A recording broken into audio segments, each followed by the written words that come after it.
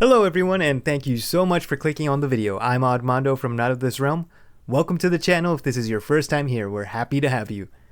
Let's go on a journey into the afterlife as I give you my thoughts and opinions on Beetlejuice Beetlejuice.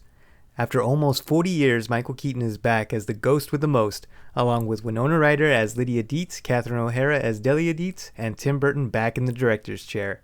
Like many of you, I assume, I grew up watching Beetlejuice. I didn't watch it religiously, but I watched it whenever I had the chance. I also have very fond memories of watching the cartoon as a child.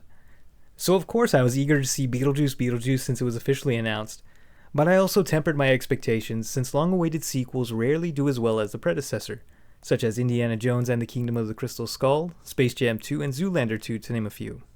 I think Beetlejuice Beetlejuice is a worthy successor to the original, and I enjoyed it very much. I think it feels like a natural follow-up to the original movie because it makes some smart decisions for where the characters are now and what kind of journey they go on in this sequel. It's a couple of the reasons I think Beetlejuice Beetlejuice works. It's not a rehash of the same story like in Star Wars The Force Awakens. It's a new adventure that expands on this world. However, what I think keeps it from being the best possible movie it can be is an overabundance of new characters and, as a result, a lack of focus on what story it wants to tell. But more on that later. For now, I want to talk about the many things I think the movie does right. I applaud Tim Burton, Alfred Gough, Miles Miller, and Seth Grahame-Smith for making Lydia the main character of the story. We get a good amount of time and focus on Beetlejuice and the central cast, but it's her journey and her relationship to them that connects these characters. When the movie starts, we see that she is struggling in her professional life and, as a result, her personal life.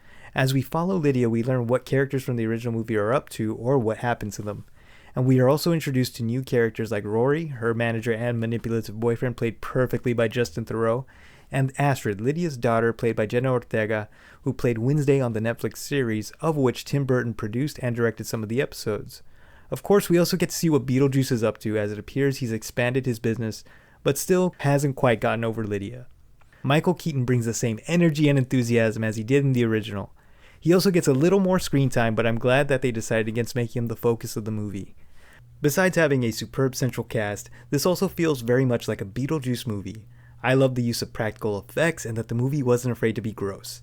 The set designs are vibrant and otherworldly, and the characters, both returning and new, are just as odd and colorful as the original. I thought the introduction of Monica Bellucci's character Dolores as Beetlejuice's ex-wife was incredible and darkly beautiful. It reminded me of Frankenstein's monster or Sally putting herself back together in The Nightmare Before Christmas. It's one of my favorite scenes in the movie. Unfortunately, that's all the movie gives her to do, with the exception of a few other scenes, but even then those parts don't add to the story very much, which is such a letdown because I think she had huge potential. And that's a problem I see happen with a number of other characters. They're introduced, but their storyline is underwhelming and ultimately irrelevant. For example, Willem Dafoe as Wolf Jackson is an absolute delight. He fully immerses himself in the role, but like Dolores, his character feels underutilized, and his involvement in the climax feels unnecessary and of little to no consequence. Astrid and her love interest Jeremy Fraser, played by Arthur Conti, have a storyline that has a lot of potential for being the driving force of the plot, but it's not executed as well as it could have been. The way Astrid and Jeremy meet, for instance, feels like it happens for the sake of moving the plot forward rather than occurring naturally. Maybe it would have made sense if we were shown an external force setting it in motion, but that isn't the case. Their storyline is also anticlimactic in how it's resolved due to a lack of suspense. Instead of having all of these new characters with storylines that don't serve much of a purpose, I would have liked to have seen them and their storyline further developed and have Dolores and Wolf Jackson saved for a third movie. Despite its flaws, Beetlejuice Beetlejuice proves to be a worthy sequel. It's as wacky and charming as the original. Both the world and characters not only remain faithful to the source material, but expand on it in a fun new adventure. It may not please some fans, but I think most people are going to enjoy it immensely. It's definitely worth checking out in theaters if you get the chance. Did you watch Beetlejuice Beetlejuice? What did you think? Do you agree or disagree with my opinion about it? Let us know in the comments. And don't forget to hit the like button if you enjoyed the video. If you're new to the channel and interested in movies, comic books, and action figures that come from the realms of superheroes, sci-fi, horror, and fantasy, then please consider subscribing to us. I'm Armando from Not of This Realm. This video was written by myself and edited by the lovely Astra Vixen.